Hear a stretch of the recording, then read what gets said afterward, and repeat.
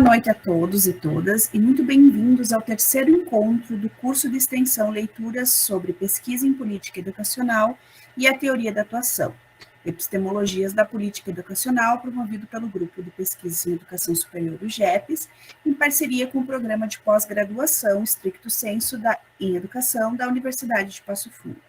Eu me chamo Camila, sou doutoranda em Educação do PPG do UPF e faço parte também do GEPES. Nessa noite, estarei atuando como coordenadora dos trabalhos. Inicialmente, queremos saudar a todos os presentes e, em nome da coordenação do curso de extensão do GEPES, desejar uma ótima noite de estudos. Queremos agradecer ao aceito dos professores Jerônimo Sartori e Dr. Altair Alberto Favre em nos brindar com seus conhecimentos nessa noite. Os professores Jerônimo e Altair, além de serem referências robustas na área de educação, são profissionais de grande notoriedade nos estudos voltados às políticas educacionais e são pessoas que se destacam por suas posturas de disponibilidade, acolhimento, responsabilidade e comprometimento, características que são tão necessárias ao convívio humano, em especial nesses tempos de crise humanitária e social que vivemos. O tema de hoje trata-se, então, da epistemologia das políticas de formação de professores em tempos de neoliberalismo.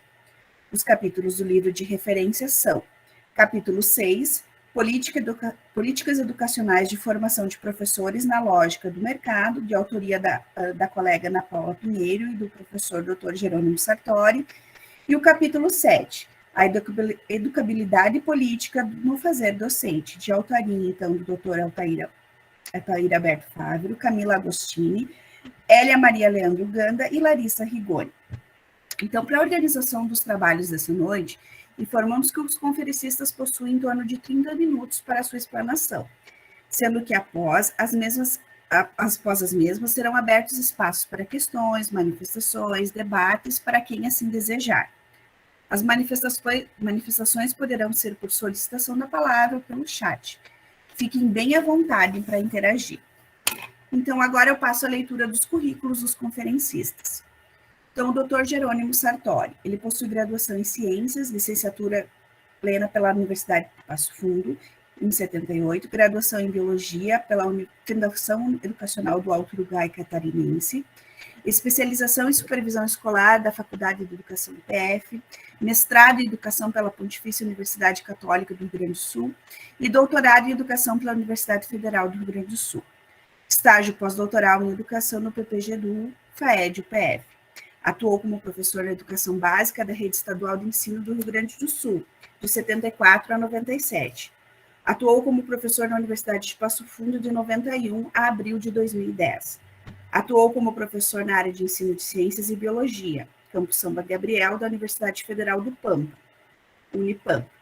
Atualmente é professor das disciplinas de Gestão e Organização da Educação, Seminário Integrador das Práticas Pedagógicas, Estágio Curricular Supervisionado, Gestão Escolar, Metodologia de Pesquisa e docente permanente do Programa de Mestrado Profissional em Educação do Campus Erechim, UFFS. Tem experiência na área de educação, atuando principalmente nos seguintes temas: formação de professores para educação básica, educação infantil, ensino fundamental e ensino médio, planejamento educacional, metodologia do ensino da matemática, anos iniciais do ensino fundamental, coordenação do processo didático e formação continuada de docentes. Pesquisador colaborador do grupo de pesquisa A Relação em Teoria e Prática no Cotidiano do Professor, FAED-UPF desde 2004. É membro do grupo de pesquisa Educação, Formação Docente e Processos Educativos, aprovado na UFES e cadastrado no Ser UniPQ desde outubro de 2013. É coordenador do projeto de pesquisa O Trabalho do Coordenador Pedagógico, Caminhos na Formação Continuada do Professor no Espaço da Escola, também da UFFS. Líder do grupo de pesquisa Educação e Desenvolvimento Social no Campo, também da UFFS. Coordenador do projeto de pesquisa Formação Inicial de Professores em Ciências da Natureza, também da UFFS. Dr. Altair Alberto Favre, pós-doutor, bolsista CAPES pela Universidade Autônoma do Estado do México, doutorado em Educação pela Universidade Federal do Rio Grande do Sul, mestrado em Filosofia pela PUC e especialização em Epistemologia das Ciências Sociais, e graduação em Filosofia e Licenciatura Plena pela Universidade de Passo Fundo. Atualmente, professor titular 3 e pesquisador da Universidade de Passo Fundo desde 92. É professor do corpo docente permanente do mestrado e doutorado em educação, atuando na linha de políticas educacionais. Desde seu ingresso no PGEDU, desenvolve pesquisas sobre docência na educação superior, formação de professores e políticas para o ensino médio, atuando principalmente nos seguintes temas: ensino médio, ensino de filosofia, formação docente, políticas educacionais, políticas curriculares para o ensino médio, neoliberalismo e formação de pesquisadores. É coordenador do GEPES, na qual coordena os projetos de pesquisa, docência universitária e políticas educacionais, políticas curriculares para o ensino médio e políticas para o ensino de filosofia. O GEPES-UPF está ligado ao GEPES Nacional, com sede na Unicamp, e ao Grupo Internacional de Estudos sobre Educação Superior, o GIEPS. É também pesquisador do Observatório do Ensino Médio do Rio Grande do Sul e da Rede de Ensino Médio Pesquisa. Também é avaliador de cursos e instituições do INEP desde 2010, tendo realizado até o presente momento 10 avaliações de curso, e era coordenador do programa de pós-educação, mestrado e doutorado desde 2009. Então, para início, a gente vai passar a palavra para o professor Jerônimo, porque ele proceda à sua conferência, e vamos aguardar. A gente pede que as pessoas, por gentileza, mantenham seus microfones desligados. E, professor Jerônimo, a palavra com o senhor. Muito bem, então, meu boa noite, né, para todos e todas. É uma satisfação de poder estar aqui e uma responsabilidade também muito grande, né, para enfim, e outras leituras que estão tangenciando os estudos que a gente faz, né? Eu olhava o texto ontem, hoje, né, parecia que estava mais difícil organizar alguma coisa para falar do texto, que eu sou coautor do que um outro texto, né?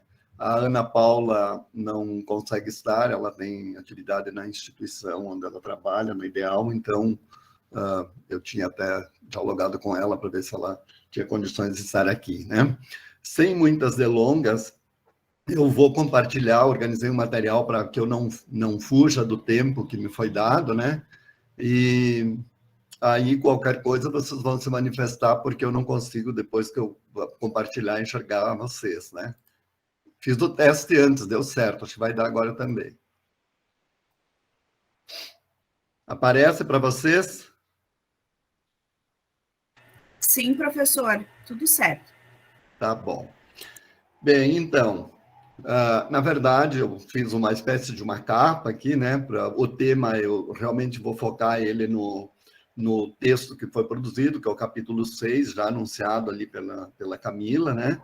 E trago aqui no início, né, porque esse texto foi elaborado especialmente tendo no horizonte a Resolução 22 de 2019 e a Resolução 2 sobre a BNC Formação, né, articulada com a BNCC da Educação Básica.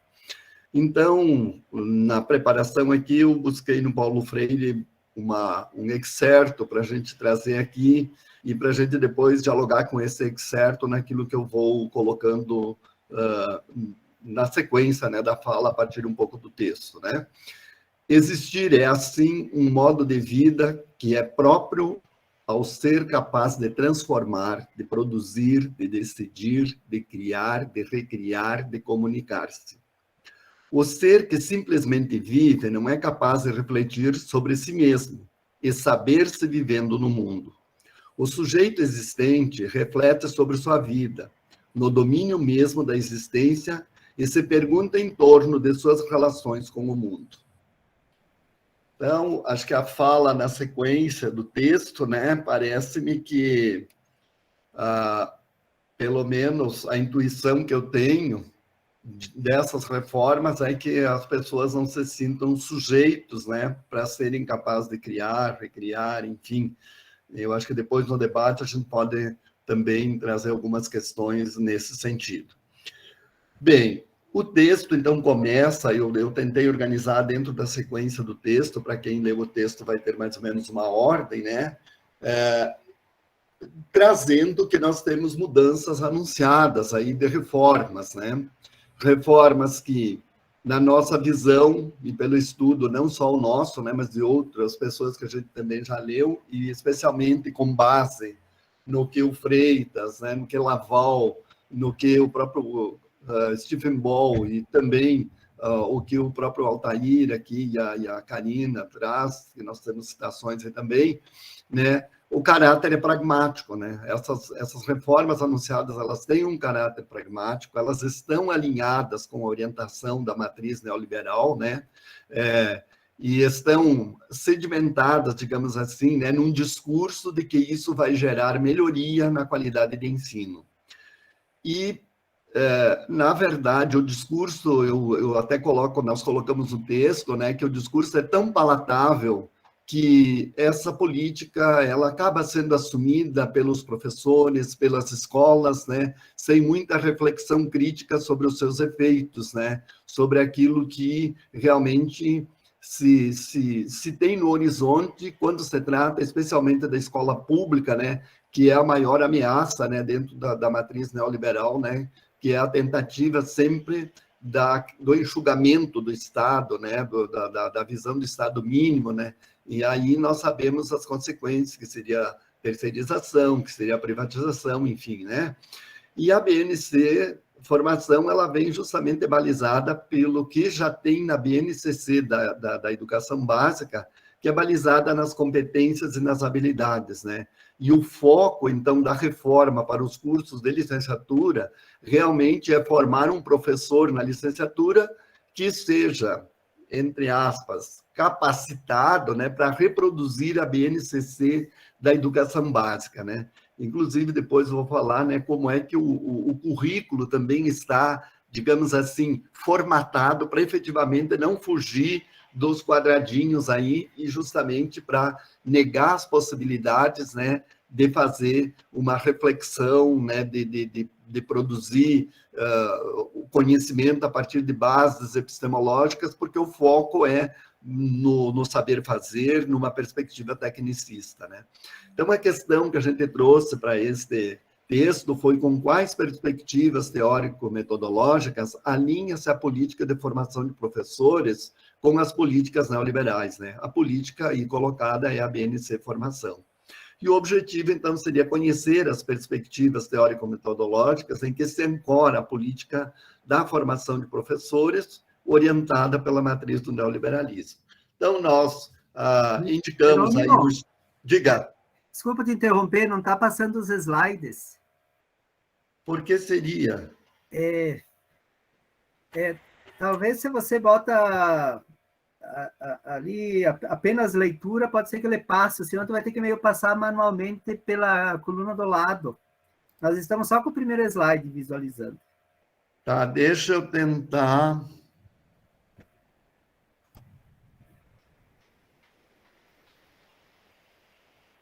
Não, continua só o primeiro? Continua só o primeiro. Ainda sim. Uhum. Tá, deixa eu tentar fechar a apresentação. Agora foi na introdução, agora está no primeiro. E aqui? Agora está certo. Eu acho que vocês conseguem enxergar, eu vou passando assim, então. Tá, isso. Pode ser, pode. Bem, não sei se a necessidade de retomar o primeiro, acho que não, né? Ficou bem claro.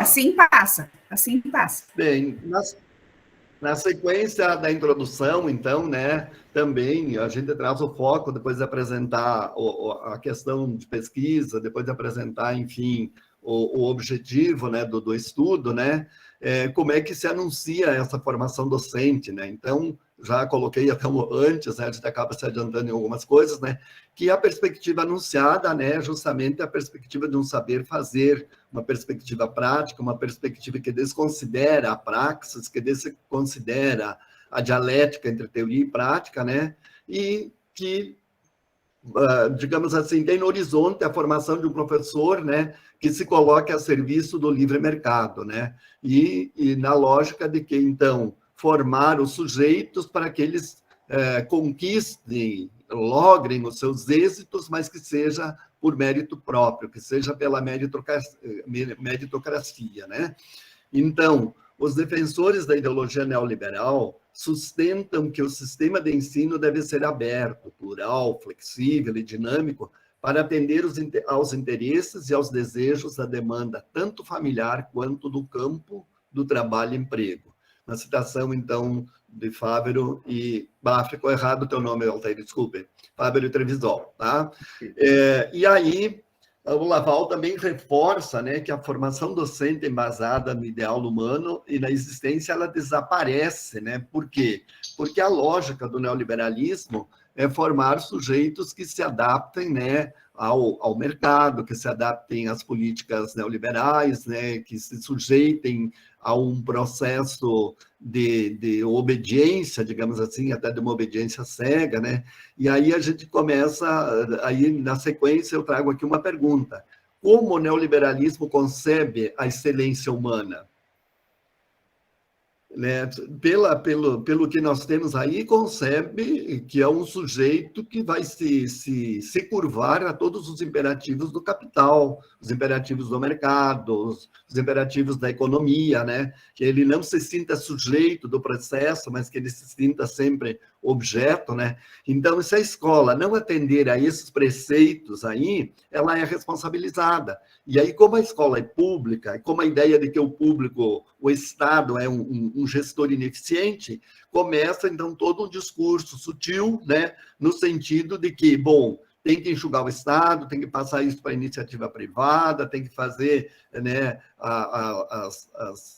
as articulações, né, público-privado, enfim, no sentido de negar a relevância da escola pública, né, porque o Estado ele é ineficiente. Então, se considera o resultado, né, daquilo que se consegue produzir, especialmente aí na sequência, a gente vai falar disso, que é a questão das avaliações de larga escala. Então, a eficiência do professor ela é medida por conta das avaliações, né, do desempenho que os alunos possam ter aí. Então, considera-se apenas o fazer do professor, e não em que condições ele trabalha, a questão da valorização, a questão das condições de trabalho, de recursos, de salário, e, enfim, uma série de situações que se atravessam, e lá mais adiante a gente vai falar, então, alguns elementos da precarização do magistério, né? Do trabalho do professor, melhor dizendo. E o Boll traz aqui, então, que o regime de lucro, por meio do empreendimento e do empreendedorismo, está sendo usado para neoliberalizar a educação do setor público por dentro e por fora, né, de forma endógena e exogenamente, né? Então, nós temos aí a questão agora bem presente, que é a questão do novo ensino médio, a questão da disciplina do empreendedorismo, né? Quer dizer, é todo um discurso, né? E que isso vai resolver o problema, né? E com isso se está neoliberalizando a educação, né? E aí, bom, se isso não der certo, é porque a escola pública não foi competente o suficiente para poder, digamos assim, formar um trabalhador que se assujeite ao processo, né, do capital, né, e aos ditames, melhor dizendo, do capital, né? E aí trazemos um tópico como uma breve trajetória da implantação da BNCC, né? BNC, melhor dizendo, formação de professor, né? Então, anunciamos no início que a questão da formação inicial de professores, ela traz inquietações por muito tempo, né? Se pesquisa muito tempo nesse campo, né? Tanto as inquietações são dos professores formadores, como são inquietações das instituições de ensino. Mas da forma que vem, agora vem outra inquietação para as instituições e para os formadores, né? Que é justamente as inquietações que a BNC traz, né? Que é realmente se os docentes que forem formados, digamos assim, na perspectiva dessa proposta, se realmente eles vão atender aos reclames do capital, né? De formar um trabalhador polivalente. Eu acho que a gente tem aqui na resistência das universidades já um ganho. Agora já foi prorrogado pelo menos por mais 2 anos a implantação, que era para ser a partir de 2022, né? Nós aqui na universidade estávamos numa pressão muito grande nas licenciaturas para até novembro ter a reformulação, né, dentro disso aqui. Bom, então agora a gente, digamos assim, entre aspas, né, relaxa um pouco, né, para tentar continuar fazendo a resistência, né? E para tentar pensar se a partir do ano que vem a gente foge dessa coisa que está aí na administração desse país, né? A BNC Formação, então, ela aponta como justificativa a nova conjuntura educacional, né? Parece que essa nova conjuntura vai resolver todas as mazelas, né, da educação básica, né? E essa nova conjuntura ela vai ser boa porque os professores vão ser formados realmente para protagonizar, né, a reprodução da BNCC da educação básica, né? Então, as instituições de ensino superior, elas passam a ser culpabilizadas, porque elas não formam bem os profissionais, né? Então a gente traz isso, embora tenha toda uma preocupação, e é histórica a preocupação das instituições, dos professores que formam professores, mas dentro do documento vem um pouco isso, até porque depois a gente vai anunciar que tem dados no parecer, né, que realmente tentam fazer o discurso de culpabilizar as instituições que formam professores, e não só as instituições, porque as instituições, os prédios não formam, quem forma são os professores que estão lá, né? Então, na verdade, essa justificativa, né, é que precisa formar um professor que seja capaz de resolver aquilo que vai resolver o problema da qualidade do ensino, que é a BNCC, né? Então, dentro do próprio documento, né, da BNCC, no documento da BNC, que aponta a BNCC, diz o seguinte, que a BNCC inaugura uma nova era da educação básica em nosso país. Pela primeira vez na história, logrou-se construir no Brasil um consenso nacional sobre as aprendizagens essenciais que são consideradas como direito de todos e, portanto, devem ser, ao longo de todas as etapas e modalidades, asseguradas na educação básica. Bem, primeiro que eu fiz até uma entonação, né, bem forte, né, porque um consenso nacional, a gente sabe que não tem consenso nisso, né? Se a gente tomar esse processo de como a BNCC ela se constitui, né, a gente tem que voltar um pouco a história lá para que eu já ouvi alguns colegas dizerem, não, mas isso estava previsto na Constituição Federal. Não, na Constituição Federal, no artigo 210, fala de conteúdos mínimos, nem fala de base. A LDB não fala de base nacional comum curricular, a LDB fala em base nacional comum. O adereço curricular, ele vem após o golpe jurídico parlamentar. Então, isso tem que ficar também para nós muito claro. Então, por que isso vem? Porque isso começa lá no governo do FHC, justamente quando no MEC estava o grupo liderado pela coalizão PSDB-DEM, que é o mesmo grupo que volta com o Temer lá após o golpe, né? Então, que consegue, então, em 2017, aprovar e encaminhar esse documento da forma como está, mas com esse tom de que ele foi participativo, que agora a gente vai ter uma base que vai resolver os problemas da educação no Brasil, né? Então, dentro ainda dessa breve trajetória, o parecer 22, ele embasa a formação, né? A gente sabe, né? Todos nós aqui sabemos que antes de uma resolução tem um parecer, né? E esse parecer, então, ele traz dados para justificar a necessidade de uma resolução que seria fazer essa reformulação. Então, pega o histórico das políticas de formação e valorização de professores, os indicadores de aprendizagem, a correlação com a formação docente no Brasil, o cruzamento das avaliações de larga escala de 2007 a 2007, os estudos da OCDE, que acrescem que a qualidade dos professores e do ensino ministrado é o fator mais importante para explicar o desempenho dos alunos. Então, com a proposta da BNC Formação, a gente vai qualificar bem os professores e estes vão realmente ministrar um ensino que tenha condições, ou que dê condições aos alunos de terem um bom desempenho, né? Então, de certo modo, justifica a formação de professores para o exercício de uma docência padronizada, mecânica, né? Porque esse movimento, ele entra no movimento internacional, né? De reformulação de currículos, né? Sem contar que não se olha para aquilo que já não deu certo, né? Quando a gente vai para ler o Laval, né? E quando a gente pensa de outros países aí que não conseguiram dar conta com as mudanças, nós estamos agora nesse processo, né? Culpabilização do professor, né? Então se culpabiliza porque a formação dele é frágil, então os dados que eles trazem no parecer, para quem lê o parecer, eles mostram que há uma fragilidade, né? Então, também o professor lá apresenta nos dados quem é que chega para fazer curso de licenciatura, né? Mas não se fala em que condições esses alunos que fazem a licenciatura, esses acadêmicos que vão para a licenciatura, eles fazem a sua licenciatura ou eles chegam até com que condições na universidade, né? Então, não tem... Tampouco há uma análise das condições de trabalho, né, e de valorização do professor, né?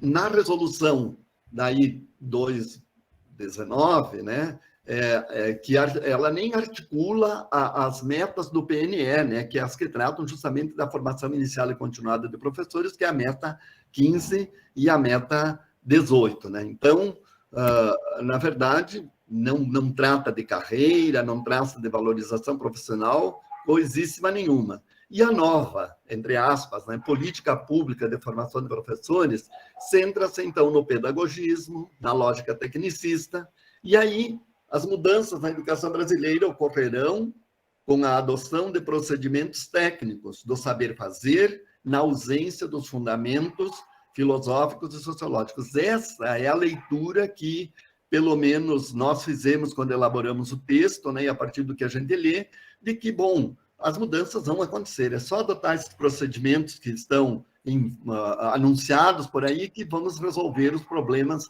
da educação, né?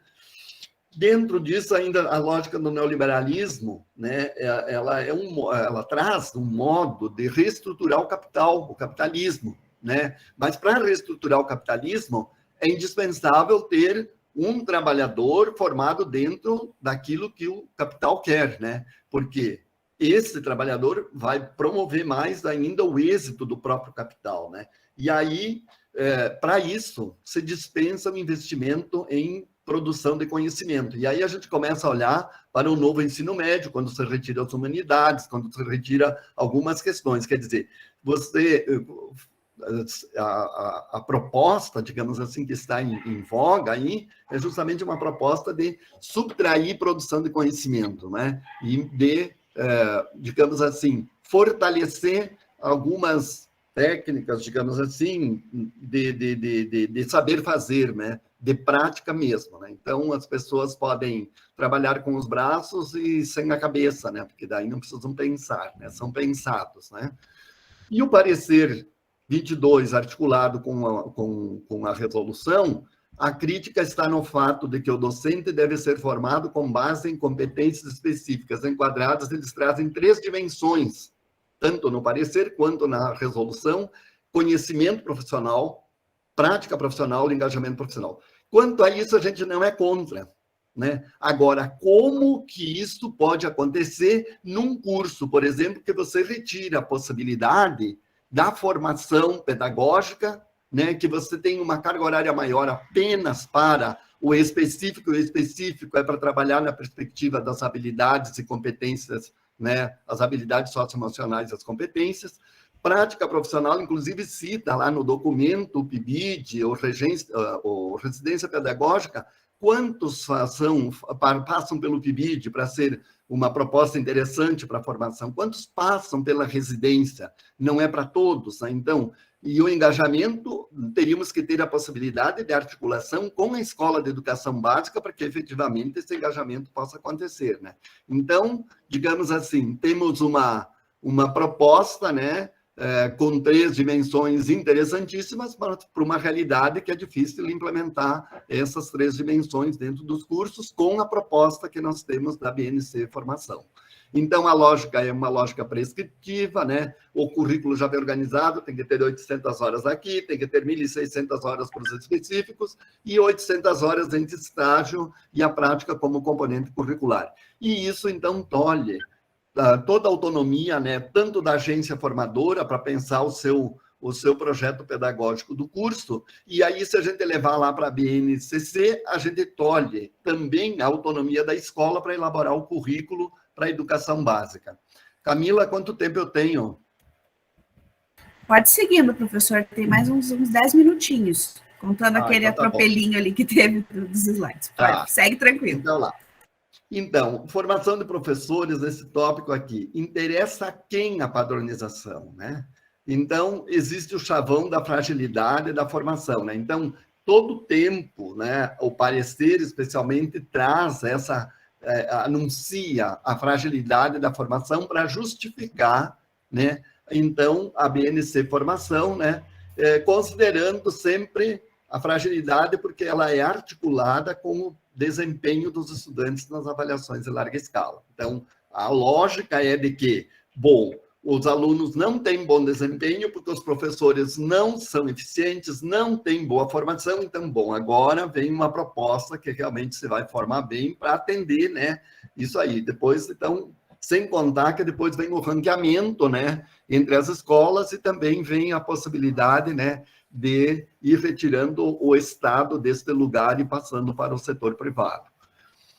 Cursos de licenciatura, então, nós entendemos também, né, que eles têm necessidade de mudanças metodológicas, estruturais, curriculares, né, que temos a necessidade de maior incentivo, né, de melhores recursos, de melhores políticas educacionais, mas isso tem que estar para além da diretriz curricular para a formação, porque essa só não vai garantir, né? Nós hoje já temos os cursos de licenciatura esvaziados, e uma das razões a gente sabe qual é, né? Uma das razões é justamente a desvalorização, né? A precarização das condições de trabalho. Quem é contratado tem que trabalhar aí em 3 escolas, no mínimo, para ter 40 horas, né? Depende da área que é, né? Porque com essa subtração das horas da parte das humanidades, tem gente que foi jogada às traças por aí, né? A gente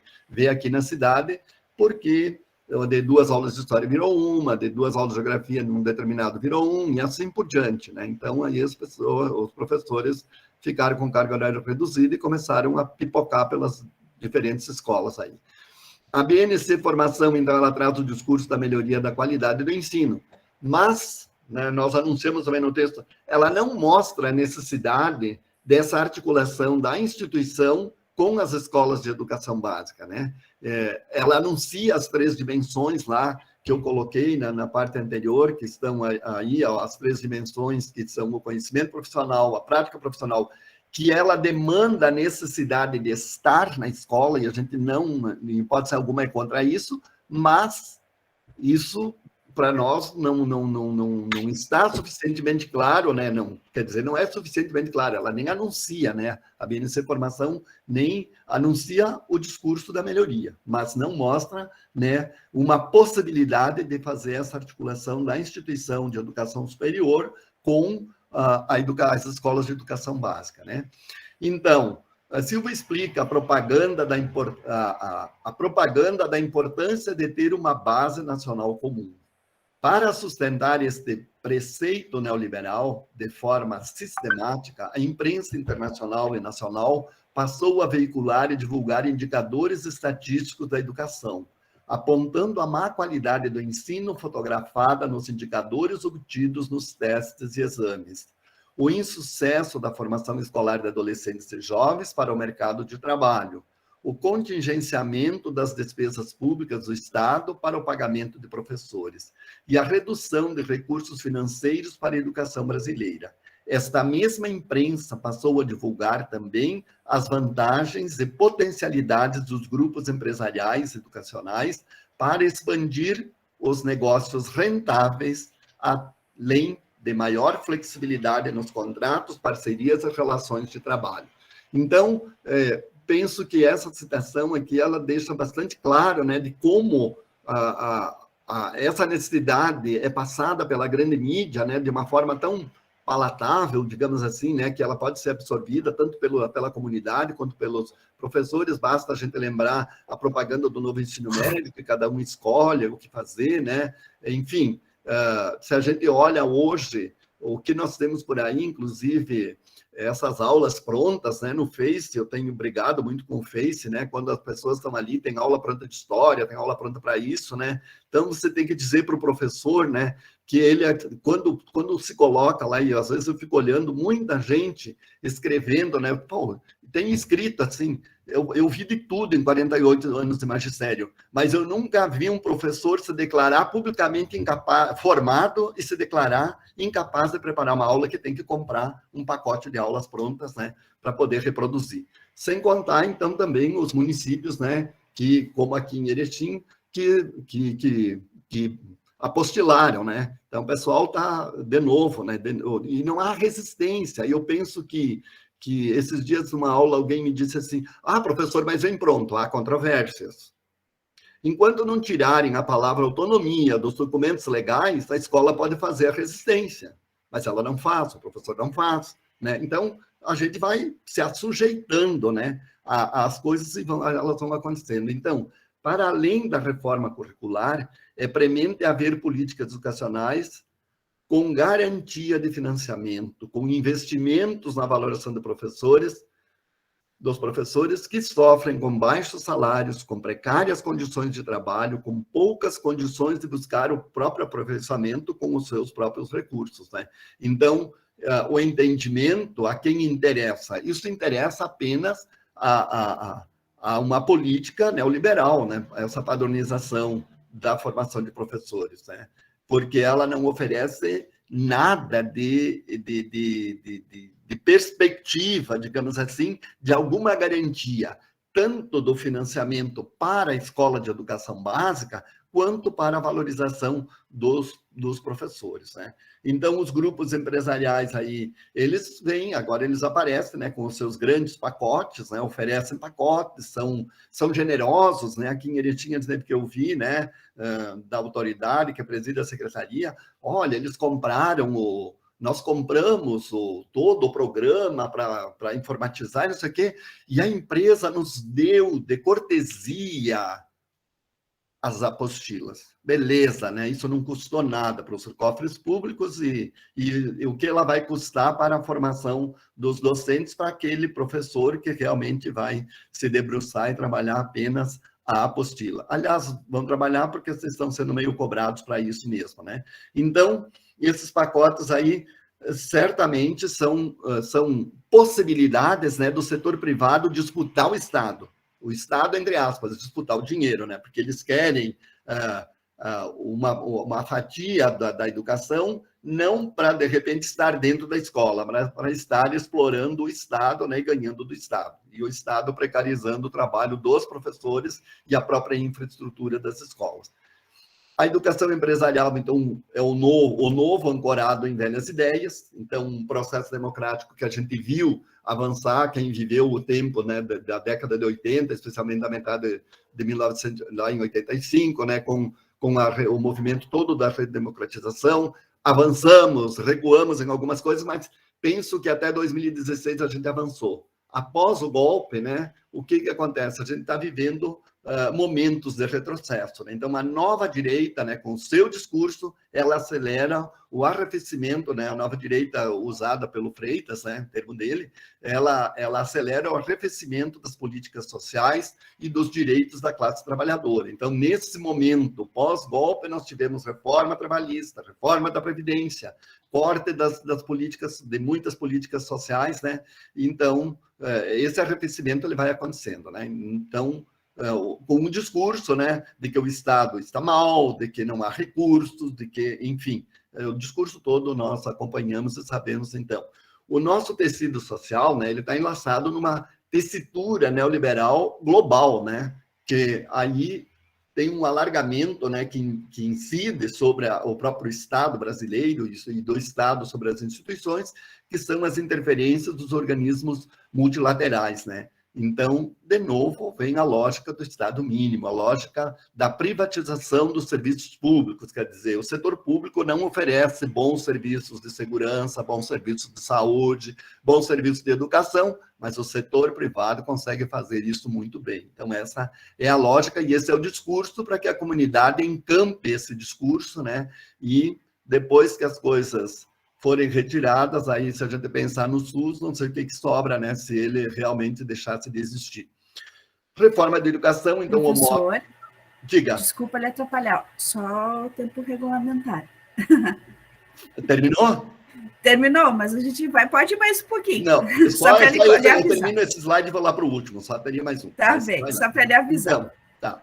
O mote, então, é a padronização, né? Essa reforma é padronizar, é seguir, digamos assim, preparar os alunos para avaliação de larga escala, isso vai produzir ranqueamento, quando não der certo, ele responsabiliza a escola pública, sabemos que não é a escola que vai responsabilizar o próprio professor, então, quando isso não acontecer, né, a solução é, digamos assim, empresariar a educação, terceirizar, privatizar e por aí afora. Então, a pergunta é, a reforma curricular, ela resolveria as mazelas da educação e da qualidade do ensino? Penso que não, né? Porque ela retira toda a autonomia, como eu falei antes, da escola e da universidade. Ela preteriza estudos teóricos, ela dá ênfase ao saber fazer e ao tecnicismo.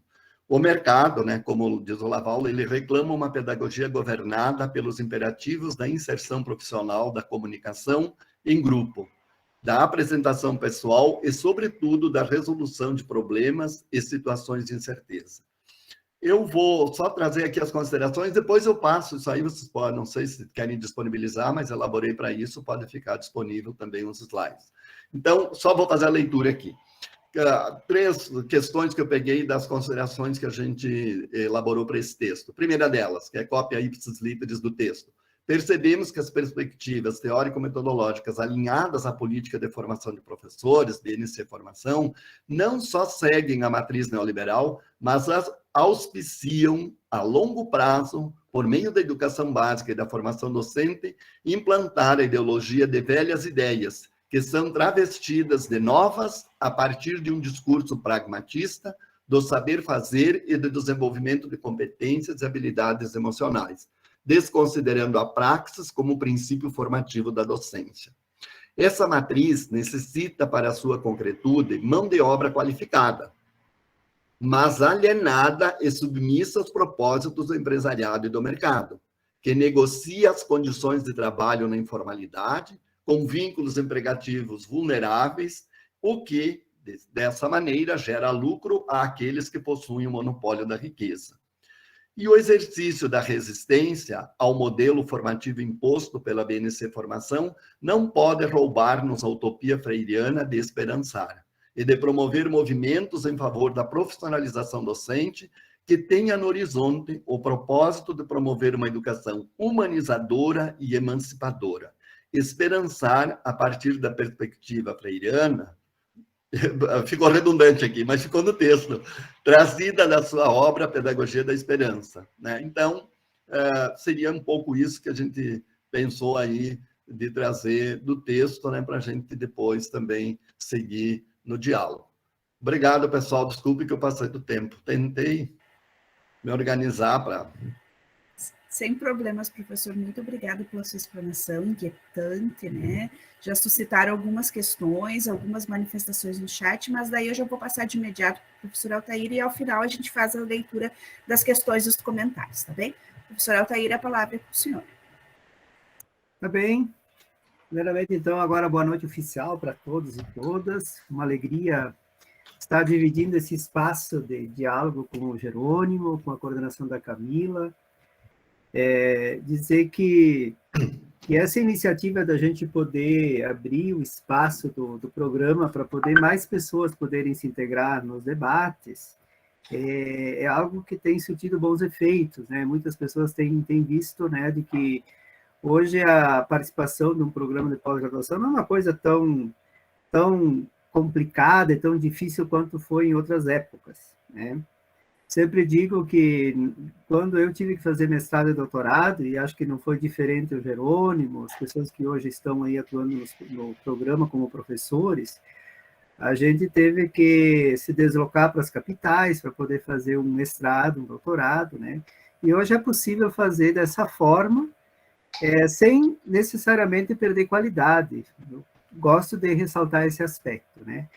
E os debates que aconteceram tanto no primeiro encontro quanto na semana passada, eles já são um pequeno demonstrativo de que uma boa parte do grupo lê os textos, está imbuído de discutir essa problemática, que é uma problemática que nos atinge a todos. Eu sei que quem está chegando talvez pode ficar um pouco assustado com a crítica, com a acidez com que a gente está colocando as coisas, né? Então, eu quero, assim, fazer um papel um pouco mais brando hoje à noite, né? Para a gente também não se assustar tanto com isso, né? Mas eu gosto de sublinhar uma ideia. Quem esteve no semestre passado assistindo o professor Ronai Rocha, que esteve presencialmente aí no programa, ele dizia que há espaços em que a gente pode exercitar o pensamento de risco. Há espaços que a gente pode exercitar o pensamento de risco. Esse é um espaço para isso.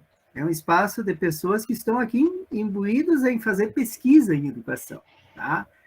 Se a gente quisesse simplesmente fazer elogios ao que está acontecendo, nós não precisaríamos estar num programa de pós-graduação, nós não precisaríamos fazer pesquisa, nós não precisaríamos ler autores que não estão dizendo de forma leviana, não estão dizendo de forma aleatória, não estão falando essas coisas porque estão recalcados, ou estão desgostados com alguma coisa. Não, eles têm a responsabilidade ética de descortinar aquilo que, num primeiro olhar, a gente não enxerga. A pesquisa faz exatamente esse processo. Ela ajuda a tirar certos véus, ela desvela certas situações dos fenômenos que a gente vivencia todos os dias, que as pessoas comuns às vezes não enxergam. E não enxergam não é porque são cegas, não enxergam porque estão imbuídos de uma dinâmica da vida que não possibilita se dar conta de certos acontecimentos que estão profundamente planejados para ser dessa forma, e não são fortuitos. Então, essa é a primeira ideia que eu queria ressaltar justamente nesse sentido. Então, guardem bem essa ideia, que não é minha, é do professor Ronai Rocha. Nós estamos aqui num espaço, num espaço e num tempo de pensamento de risco. E a gente pode, em espaços como esse, se dar o direito de avançar um pouco mais na crítica, nas tintas, de poder denunciar um processo que está acontecendo e que, de certa maneira, atinge a todos nós. Tá? O segundo ponto que eu queria destacar, e que daí já se envereda pela temática, eu gostei muito de escutar o Jerônimo, o texto que ele e a Ana Paula escreveram, a gente debateu no grupo, né? Essa semana eu reli novamente o texto, então tem muita coisa para ser explorada aí, não só no texto do Jerônimo e da Ana Paula, mas em boa parte dos textos que compõem a coletânea. E a gente está discutindo nesse livro, Leituras sobre a Pesquisa em Política Educacional e a Teoria da Educação, aquilo que está na ponta da discussão hoje no Brasil em termos de política educacional. Tá? Por quê? Porque nós estamos justamente fazendo um trabalho de olhar para essas reformas que estão em curso e entender a que se endereçam essas reformas. Então, vejam bem, quando o Jerônimo, por exemplo, faz toda essa crítica a BNCC, a BNC Formação, a questão da reforma do ensino médio, toda essa questão da desconstrução de uma ideia de universidade para todos, para a universidade para quem pode pagar e assim por diante, ela faz parte de uma lógica que nós poderíamos chamar genericamente de lógica neoliberal. Né? Para quem já leu os textos do Dardot e do Laval, ou mesmo as pesquisas do Laval, são dois pesquisadores franceses, e que nos brindam aí com uma bela análise já de, no mínimo, 2 décadas sobre esse movimento mundial da implantação das reformas neoliberais para dentro da educação. A obra do Laval, que é amplamente citada em vários dos capítulos do livro, que o programa tem adotado como um material importante para se entender o contexto atual da educação, que é a nova razão do mundo, o Dardot e o Laval, eles justamente explicam que falar em neoliberalismo não é simplesmente falar de uma ideologia, ou falar de uma política econômica, ou falar de uma política A, B ou C. Falar de neoliberalismo é falar de uma nova racionalidade. uma nova racionalidade que ela precisa se solidificar na mentalidade das pessoas. Por isso que o neoliberalismo ele precisa da educação. Ele não sobreviveria na mentalidade das pessoas se ele não se apossasse da educação. E é por isso também que o Laval escreve uma obra em 2003, foi traduzido para o português em 2004, e que o Jepes estudou lá em 2019, que o título da obra é A Escola Não é uma Empresa.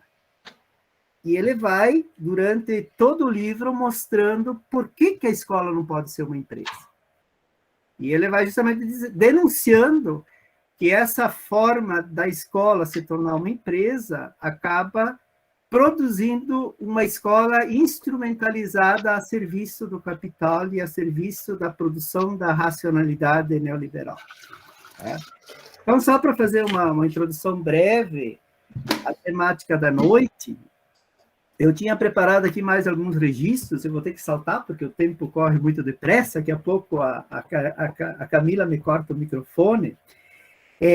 Mas eu queria, primeiro, destacar uma coisa que está como pano de fundo da minha fala, da fala do Jerônimo, de certa maneira, de todas as falas que vão passar pelo curso durante mês de agosto e mês de setembro. Hoje, se nós vamos olhar, eu gosto muito de uma ideia que eu já disse uma porção de vezes, que é uma ideia tão simples e tão básica, que ela deveria ser assimilada por todos, mas é muito difícil de que ela aconteça, né? E a ideia que eu gostaria de investir aqui na noite de hoje é a ideia de que a boa escola é a escola que o professor estuda. A boa escola é a escola que o professor estuda. Não é minha essa frase é do Gilberto de Menstein.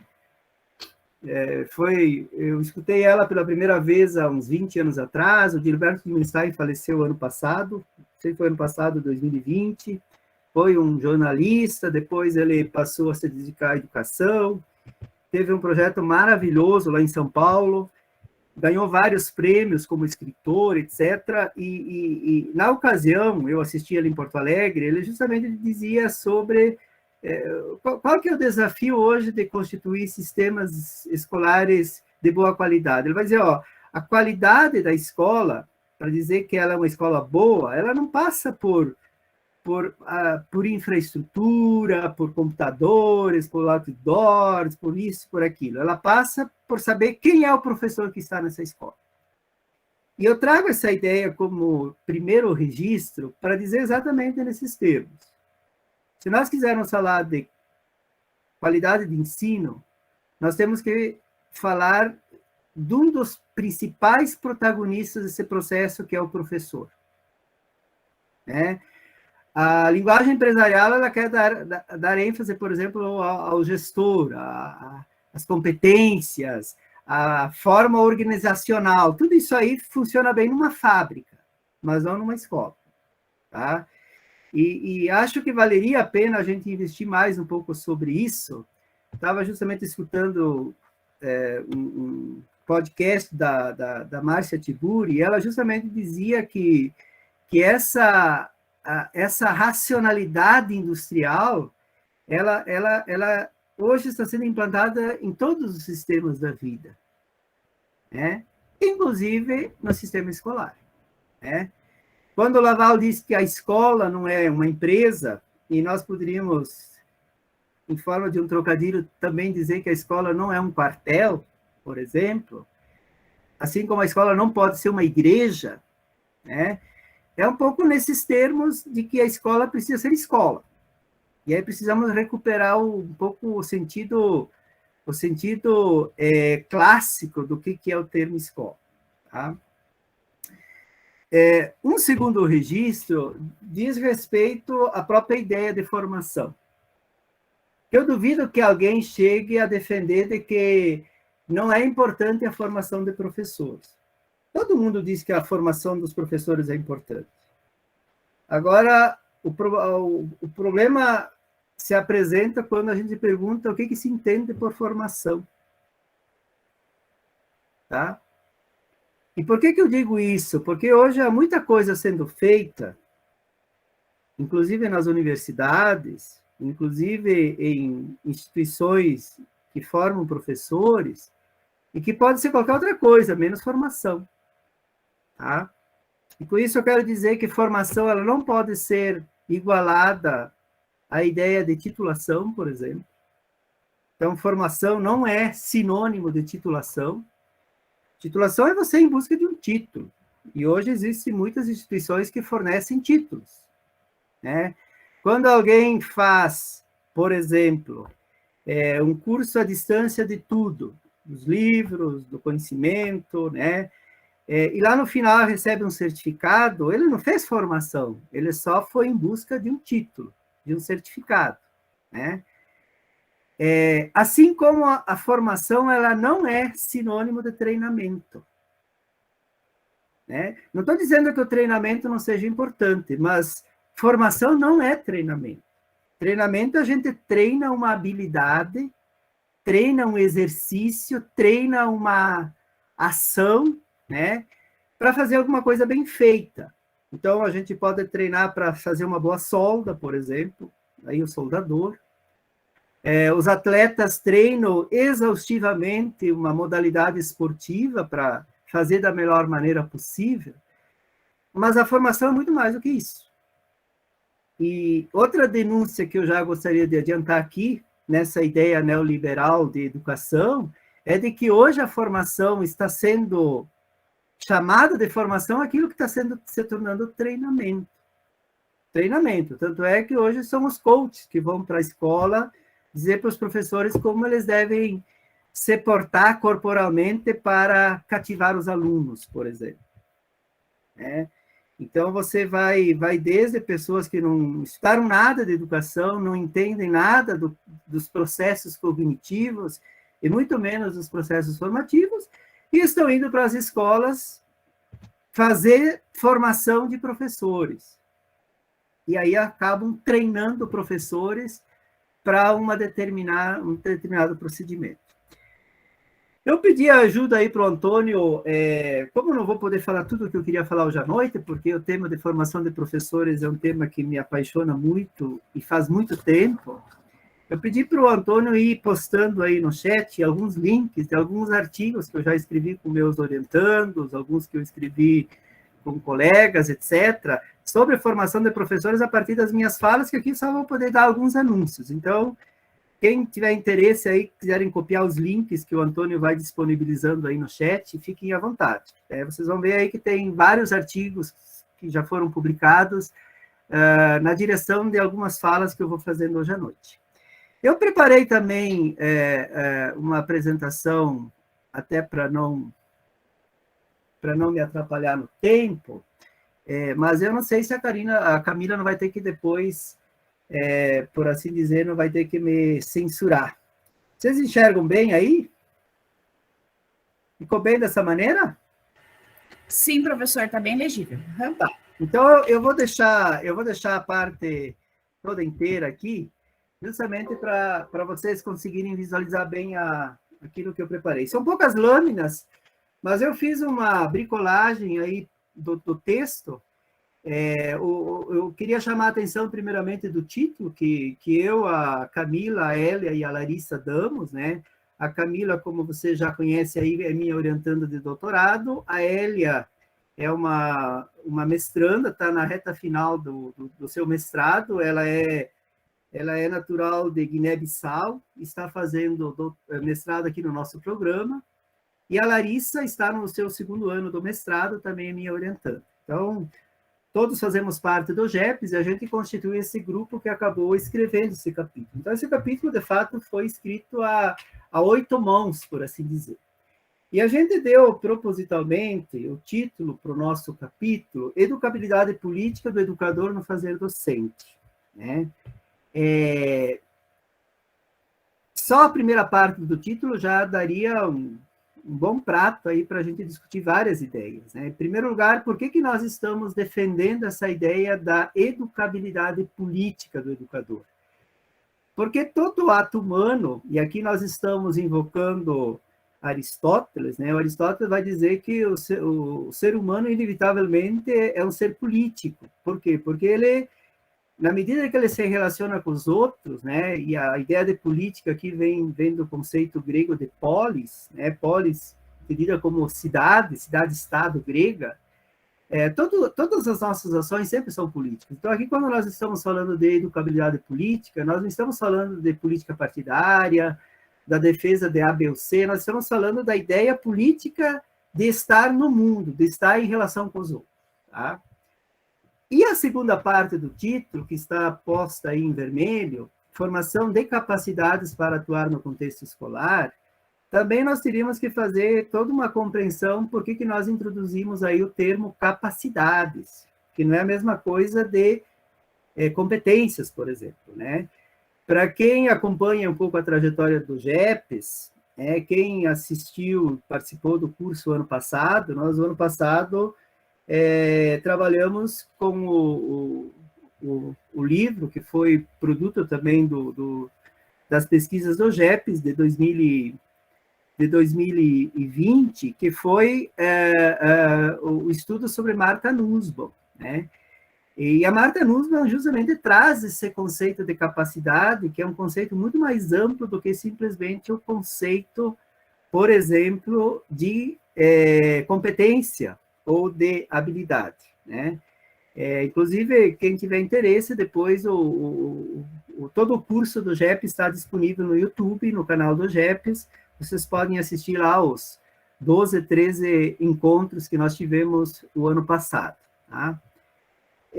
A minha ênfase aqui no texto, o que eu retiro do texto, então eu sigo algumas coisas do texto, mas eu gostaria de ir além do texto a partir de outros textos que eu vou mencionando no decorrer da minha exposição.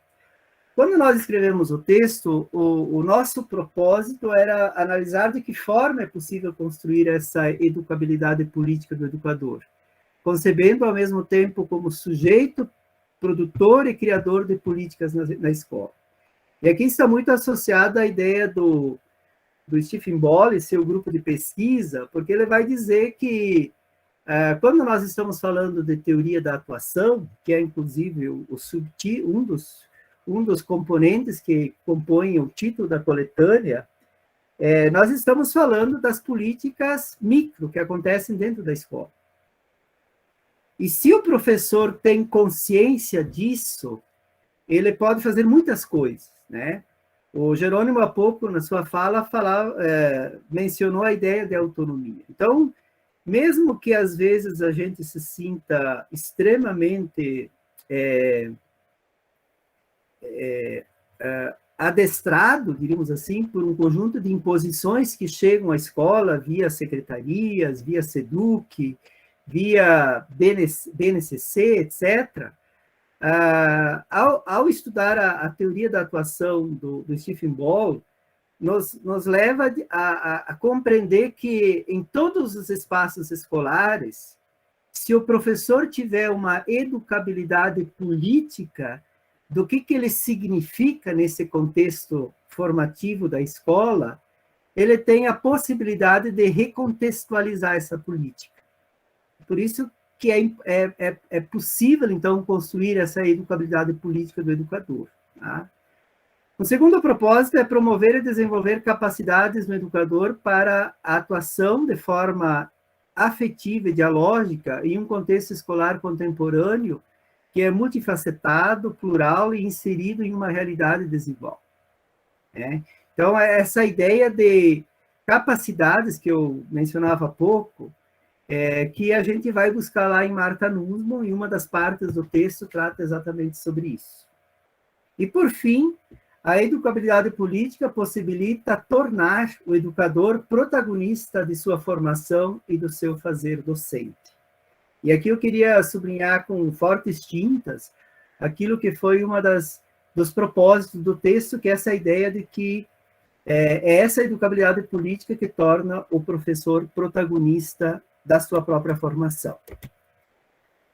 Trago aqui o Jerônimo, nós não chegamos a combinar isso, né, mas é quase inevitável, eu trago aqui a figura de Paulo Freire, que também é mencionado no nosso capítulo, porque o nosso texto parte de alguns pressupostos, né? E o primeiro pressuposto, o nosso olhar principal vai ser sobre a formação continuada, é a ideia de que a formação continuada é uma exigência para o exercício profissional do professor. Se a gente lê várias das obras do Paulo Freire, principalmente as obras mais voltadas à própria ideia educacional, como pedagogia da esperança, ou mesmo pedagogia do oprimido, todas essas obras do Freire vão justamente trabalhar um pouco essa ideia de que a formação continuada do professor ela é uma exigência imprescindível para o próprio exercício de quem quer ser professor, né? E por que ele defende isso? Né? Para quem leu Pedagogia do Oprimido, o Freire vai partir de um pressuposto antropológico. E esse pressuposto é de que o ser humano ele é um ser finito e inacabado. E essa consciência da finitude, essa consciência do seu inacabamento, é que faz o ser humano querer ser mais. E esse querer ser mais é justamente esse processo de formação que ele é inerente. E aí, ainda do Freire, a gente traz a ideia de que a desumanização não é apenas uma possibilidade ontológica, mas uma realidade histórica. O que significa isso? Traduzindo de forma bem simples, a ideia de que todo ser humano que não consegue desenvolver as suas potencialidades, ele tende a se desumanizar. Então, quando as condições materiais não lhe são oportunizadas, existe um processo de desumanização. E aqui nós poderíamos falar longamente sobre esse pressuposto antropológico e ontológico que o Paulo Freire nos traz. Porque a escola é, de fato, uma instituição que possibilita desenvolver essas capacidades. É isso que a Nussbaum coloca, por exemplo. E quando diz que a escola ela possibilita desenvolver essas capacidades, não é simplesmente treinar os alunos para que eles sejam produtivos para um determinado modelo de sociedade, mas que eles possam desenvolver as potencialidades não definidas no próprio ser humano, né? Então, quando nós criticamos um modelo escolar que, ao invés de desenvolver um processo de formação mais alargada dos seus estudantes, ele apenas se foca no sentido de treinar os estudantes, por exemplo, para resolver ou para responder uma avaliação de larga escala, ou treinar o estudante para ser eficiente num suposto hipotético mercado de trabalho, nós estamos desumanizando esses estudantes. Nós estamos fazendo aquilo que a teoria crítica chama de semi-formação, né? Semi-formação porque ela é uma formação pela metade, né? Então, a ideia de formação continuada depende do paradigma que embasa nossa compreensão pedagógica, porque eu posso trabalhar com a ideia de uma formação continuada, que ao invés de ser uma formação, ela se torna simplesmente um treinamento. E aí nós podemos dizer que há diversos cursos sobre a formação continuada, né? Não sei se o Antônio chegou a postar aí, mas um artigo bem curto, que eu e a professora, minha colega de programa, a professora Rosimar, escrevemos lá em 2010, 2011, nós estávamos justamente imbuídos de tentar entender o que materializa o fato de que muitas formações de professores que acontecem em pequenos municípios, né, acabam tendo um determinado perfil de formação, né, ou de treinamento.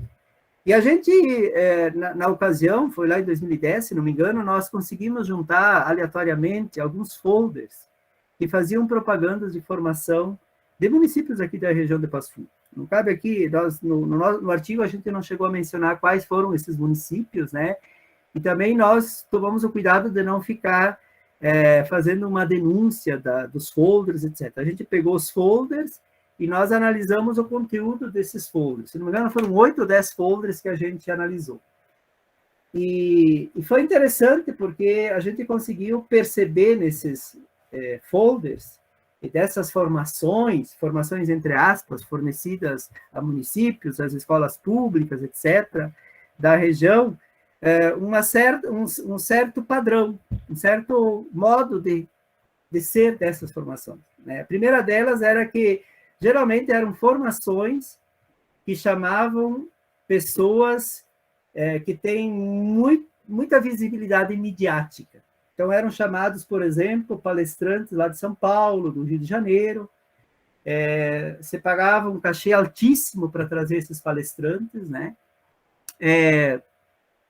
10, 15, 20 mil reais por palestra, às vezes palestras curtas de 1 hora, 1 hora e meia, 2 horas no máximo. Nesses encontros se juntava muita gente, então os municípios, por exemplo, juntavam verbas para poder pagar o palestrante, etc. Durante a palestra, era apenas a palestra unívoca, né? O palestrante falando o tempo inteiro, geralmente palestras muito bem articuladas, né? Que o público reagia bem às palestras, né? Não se fazia debate entre os pares, não se trazia para o debate a realidade que os professores tinham em sala de aula, era quase palestra-shows, né? Durante a palestra se fazia sorteios de brindes, por exemplo, e assim por diante.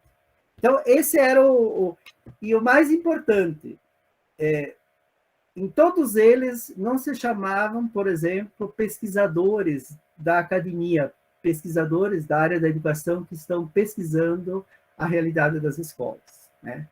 Então, foi interessante, a gente depois acabou publicando esse artigo, inclusive vocês têm acesso a isso, quem tiver a oportunidade de dar uma lida, né? Foi uma coisa bem inicial que a professora Rosimar analisamos, mas de uma certa maneira já é um texto que já tem seus 12 anos, né? 11, 12 anos, mas mostra como é essa ascendência da presença desse tipo de formação, entre aspas, ele já está muito presente nas nossas realidades regionais, né?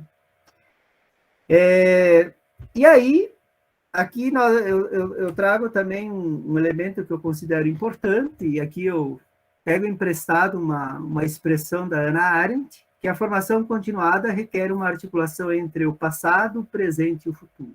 A Hannah Arendt, que é uma autora que merece ser estudada, que merece ser compreendida, que merece ser trazida para a nossa realidade de educação. Ela escreve poucos textos sobre educação, mas os poucos textos que ela escreveu, a maioria deles estão publicados num livro chamado Entre o Passado e o Futuro, lá onde ela vai falar da crise da autoridade, vai falar da crise da educação e assim por diante. Ela justamente vai dizer da importância que a escola tem de fazer essa ligação, esse meio termo entre o passado e o futuro, né? A escola como o presente, a escola que faz o intermeio entre a família e a sociedade, né? Valeria a pena um estudo só sobre esses textos da Hannah Arendt. Não sei, Camila, quanto tempo que eu tenho? Agora deu 30 minutos, professor. Já? Eu nem comecei assim o mais importante. Bom, mas eu vou, então, bem rapidinho, eu vou tentar só mais colocar duas ideias que eu considero importantes, e depois já vou para minhas considerações finais. Então, veja bem, quando nós falamos de formação, entendido formação no sentido mais profundo do termo formação, nós precisamos fazer o enfrentamento de alguns desafios. Então, o primeiro deles é enfrentar o medo gerado pelo processo de transformação e pela invasão da sintaxe empresarial no universo escolar. E aqui eu poderia falar longamente sobre o que significa essa invasão da sintaxe empresarial no universo escolar, né? Os termos que a escola foi assimilando são termos da sintaxe empresarial, né? Me recordo que há uns pouquinho antes da pandemia, acho que foi em 2019, 2018, uma escola aqui da região, uma escola particular, me convidou para me dar uma palestra. Eu dei muitas palestras nesse mundo afora. Mas me convidou para dar uma palestra justamente sobre a gestão da sala de aula. Esse foi o título, o tema que me foi sugerido. E eu aceitei, mas eu comecei a palestra falando mal do título que me foi dado, né? Porque quando nós falamos de gestão da sala de aula, se torna um termo relativamente chique falar em gestão da sala de aula. Mas, no fundo, nós estamos abraçando, incorporando nas práticas escolares a linguagem da empresa, a linguagem empresarial, né? Quando se fala em gestão da sala de aula, nós estamos, sem nos darmos conta, nós estamos incorporando uma sintaxe empresarial. Só para dar um exemplo com relação a isso, né? Um segundo desafio é enfrentar o medo de assumir a luta contra o processo de desqualificação social do professor em função da vulgarização do seu trabalho, né? O Jerônimo também tocava sobre esse ponto, né? O que é a desqualificação social, né? É justamente aquela ideia equivocada, essa ideia perversa de achar que qualquer um pode ser professor, né?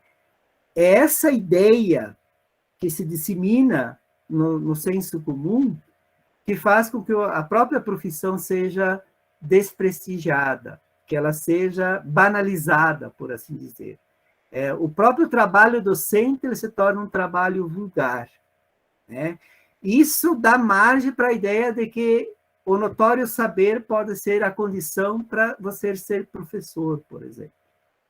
É aquela ideia de que para você ser professor basta gostar de crianças, ou que para você ser professor basta ter jeito para coisa, ou para ser professor basta você ter vocação para isso. Fulano de tal nasceu para ser professor, porque ele tem carisma para isso, né? É um pouco aquela ideia romântica de achar que professor não é uma profissão propriamente dita, é apenas uma vocação da natureza do indivíduo, né? Quando nós nos abraçamos a essa ideia, nós partimos daquela ideia de que o professor não precisa, por exemplo, ter teoria, que o professor não precisa estudar, que o professor não precisa ser pesquisador, que o professor não precisa fazer um curso de boa qualidade, que os nossos cursos de licenciatura precisam ser cursos robustos, cursos bem constituídos, cursos com bons currículos e assim por diante. É apenas você ter um basicão, ter a titulação, e aí a experiência vai te dando jeito, por assim dizer. Um terceiro desafio é enfrentar o medo de reagir e de indignar-se com a culpabilização do professor pelos problemas originários da instituição escolar e na sociedade. Para quem lembra, na semana passada, a Renata, justamente, numa das perguntas, ela justamente falava de que uma das coisas mais perversas que está em curso hoje é a ideia da naturalização da precarização, tá? Quando nós naturalizamos a precarização das condições de trabalho, a precarização do trabalho docente, a precarização da formação dos professores, a precarização da remuneração do professor, etc., nós estamos, de fato, culpabilizando o professor pela sua própria condição, por assim dizer. Então, são 3 enfrentamentos importantes para serem feitos. Aqui eu tinha feito todo um arrazoado, precisaria meia hora para falar só sobre isso aqui, mas eu só queria dar uma rápida ideia. Então, nós vamos olhar, a própria escola ela foi se transformando, né? Da ideia de lugar do ócio na tradição grega, né? A escolé, substituído depois na Idade Média pela ideia de ensino, né? E de aprendizagem como uma necessidade na escola moderna. Para quem estuda a história da educação, deve estar lembrado de alguns textos assim importantes que mostram por que na Idade Moderna foi importante institucionalizar a escola, né? A sociedade industrial, ela precisava de pessoas que tivessem uma semi-qualificação para poder atuar na indústria. O Inguita, o Hernandes Inguita, por exemplo, tem um livro chamado A Face Oculta da Escola, e ele vai justamente demonstrar essa ideia de que o período de ouro da escola foi o período da Revolução Industrial. Por quê? Porque a escola era imprescindível para preparar mão de obra, né? O Zygmunt Bauman, que é outro autor que nós estudamos já no GEPES, temos inclusive uma coletânea produzida sobre ele. O Bauman, inclusive, vai dizer, olha, a modernidade ela foi forjada em cima desses pilares. Então, de um lado, o quartel, né, que é aquela ideia de você preparar o combatente, etc., e, de outro lado, a escola como a preparação de um exército de trabalho que pudesse servir à indústria nascente, né? E aí nós vamos ter, na continuidade da modernidade, vamos ter o projeto iluminista, a ideia de uma escola para todos, né? Uma escola universal, uma escola pública, uma escola gratuita, uma escola obrigatória e, por fim, uma escola laica. Vejam, todas essas grandes conquistas feitas pelo processo da modernidade, pelo projeto iluminista, hoje todas essas conquistas estão sendo colocadas em risco. E nós corremos o risco de perder uma a uma dessas conquistas. Na medida que a escola, e gosto de ressaltar exatamente isso, a escola, a educação pública, ela deixa de ser um direito e passa a ser um privilégio, como ela já foi no passado. Privilégio de quem? De quem pode pagar por ela. Então, quando hoje nós nos entusiasmamos com a entrada do empresariamento da educação para dentro da escola, nós estamos, de uma certa maneira, dando potência para essa ideia de que a escola não é mais para todos. A escola é para quem pode pagar por ela. Quando vocês escutem por aí pessoas que defendem, por exemplo, a educação domiciliar, o homeschooling, né? Ou quando você escuta por aí pessoas dizendo que temos que privatizar as escolas, porque a escola pública não é uma escola, não é uma educação de qualidade, nós estamos justamente abastecendo, dando potência a essa ideia de que educação não é mais um direito, ela está se tornando novamente um privilégio de quem tem dinheiro para pagar por ela, né? E nós estamos avançando fortemente nessa direção. Bom, eu já extravasei meu tempo, mas eu gostaria só para finalizar, numa das partes do texto, a gente envolve, que nós poderíamos, e aqui a gente segue um pouquinho algumas reflexões que o próprio professor Elie Benincá, que foi um mestre de muitos de nós, foi meu mestre, foi mestre do Jerônimo, né, e de vários outros professores que hoje atuam no programa. O Elie Benincá, lá ainda nos anos 90, ele escrevia um belo texto dizendo que a formação continuada ela poderia ser compreendida a partir de 3 enfoques, né? Uma que ele chama de processo informal e espontâneo, que é um pouco aquela ideia de que depois que o professor passou pela graduação, enfim, se tornou professor, ele não precisa mais de formação sistemática, etc. A formação, ela vai dependendo de cada um vai fazendo a formação conforme a necessidade. Alguns, de fato, buscam, né, continuam, mas a grande maioria, se a gente se abraça nesse enfoque, acaba achando que ele sabe o suficiente, que não é necessário mais buscar formação, né? Um segundo enfoque é a busca de uma formação externa. E aí o Benincá diz, muitas vezes as secretarias de educação, né, às vezes a própria sociedade, ela faz um pouco essa exigência de que o professor vá buscar formação depois que ele está no processo ativo, né? Então, é aquela ideia de que os professores têm que fazer uma especialização, ou têm que fazer um mestrado, um doutorado, e assim por diante. Ele diz, essa é uma formação que ela pode vir a ser interessante e importante quando os sujeitos dessa formação, os professores que buscam essa formação, eles conseguem ressignificar o seu trabalho, a sua prática pedagógica, né? Mas ela pode se tornar também falsa, principalmente quando ela simplesmente é limitada à ideia de buscar um diploma, né? Ou quando a pessoa vai buscar essa formação apenas porque ela é obrigada a buscar essa formação.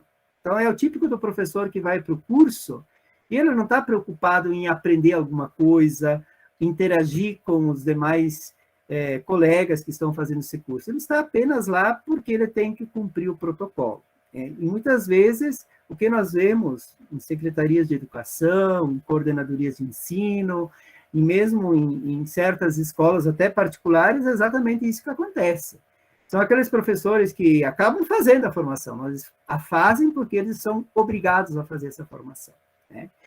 E, por fim, o Berincá fala de que um outro enfoque é a ideia da autoformação e a formação coletiva. E ele faz uma defesa dessa formação, né? Que é o quê? Que é justamente aquela ideia de que a formação ela se torna muito mais intensa, muito mais profícua, muito mais produtiva quando nós conseguimos fazer um processo de teorização sobre a nossa própria prática, né? E essa teorização ela ganha em qualidade quando ela não é feita apenas de forma individual, mas ela é feita também de forma coletiva, né? Quando o coletivo começa a se dar conta de que quanto mais ele avança no processo de fazer uma reflexão sobre a própria prática, que o Berincá chama de praxis pedagógica, mais entusiasmante se torna o processo educativo, né? Então, aqui tem várias ideias que eu tinha separado aqui para falar sobre essa autoformação e a formação coletiva, né? Mas eu vou para os finalmente porque meu tempo já está esgotado, né? Aqui eu só coloco alguns riscos advindos de uma concepção deturpada de formação continuada, né? Que é justamente o de perder de vista os contextos sociais onde acontece a prática pedagógica, agindo como se as diferenças não existissem ou fossem naturais. E aqui a gente poderia pegar esse primeiro risco, analisando a própria ideia de uma BNCC, né? Como num Brasil tão gigantesco como o nosso, é possível agora a gente homogeneizar, é possível formatar um padrão de como todos os alunos vão fazer o processo de escolarização, né? Para quem estuda isso, sabe que a melhor forma de você controlar alguma coisa é você padronizar. Eu participei recentemente de uma banca sobre avaliação de larga escala, e se nós vamos olhar a avaliação de larga escala, que está em alta ascendência no Brasil, diga-se de passagem, já faz vários anos, né? Vários anos, mas o início está justamente nos organismos internacionais que queriam fazer um processo de padronização, né? Porque quando você padroniza, você controla, né? Então, hoje, por exemplo, nós vamos encontrar muitas escolas que sua preocupação não é pensar no estudante, mas é treinar o estudante para que vá bem na avaliação de larga escala. Porque está condicionado a isso, por exemplo, verbas, está condicionado a isso ter uma visibilidade. A Chayane, na semana passada, falava sobre os artefatos da política, né? Sobre as melhores escolas do IDEB, né? O que isso significa do ponto de vista formativo, né? Outro grande risco é passar inconscientemente de um processo didático-pedagógico democrático para um processo autoritário, né? Então, quando a formação, ao invés de ser um processo democrático de formação, ela se torna simplesmente um processo autoritário de imposição de uma formatação coletiva, né? Outro risco é convencer-se de que é o possuidor do conhecimento e de que não tem mais necessidade de aprendizagem, né? O enfoque espontaneísta está um pouco arraigado, né, nesse grande risco. Outro risco é assumir uma atitude tradicional e positivista, acreditando que as dificuldades são próprias dos alunos e que os problemas moram na casa dos outros, né? Então, a ideia, por exemplo, da autoavaliação, ela é completamente banida quando se cai nesse risco de atitude tradicional e positivista. E, por fim, reagir agressivamente quando alguém denuncia pelo seu autoritarismo. E eu termino justamente levantando algumas perguntas, né? Como transformar a prática pedagógica? Me parece que aqui está o nosso ponto central, né? O que significa compreender o ser humano como um ser da praxis? Como efetivar a vocação ontológica do ser humano de operar e transformar o mundo? De que maneira pode ser interpretada a provocação freiriana de que ninguém educa ninguém, que ninguém tampouco se educa sozinho e que os homens se educam entre si mediatizados pelo mundo? O que significa submeter a prática em um processo de reflexão e ressignificação? Porque o discurso que não brota da prática não gera transformação. E o que se entende por prática? E, por fim, como entendemos a advertência de que o processo de investigação da prática pedagógica conduz o sujeito investigador de sua prática pedagógica a pressupor e admitir a possibilidade de conviver com a insegurança existencial? Vamos para o debate. Obrigado. Certo. Muito obrigada, então, professor Altair, professor Jerônimo, pelas discussões da noite de hoje. Então, eu vou dar por encerrada a sessão e acho que devolvo a palavra para o professor para os informes e encaminhamentos finais, se houver. Obrigada por todos que nos acompanharam até aqui. A gente passou um pouquinho do tempo, mas as discussões são necessárias e pertinentes para a educação que a gente quer construir nos dias de hoje, né, e para o nosso futuro. Muito obrigada.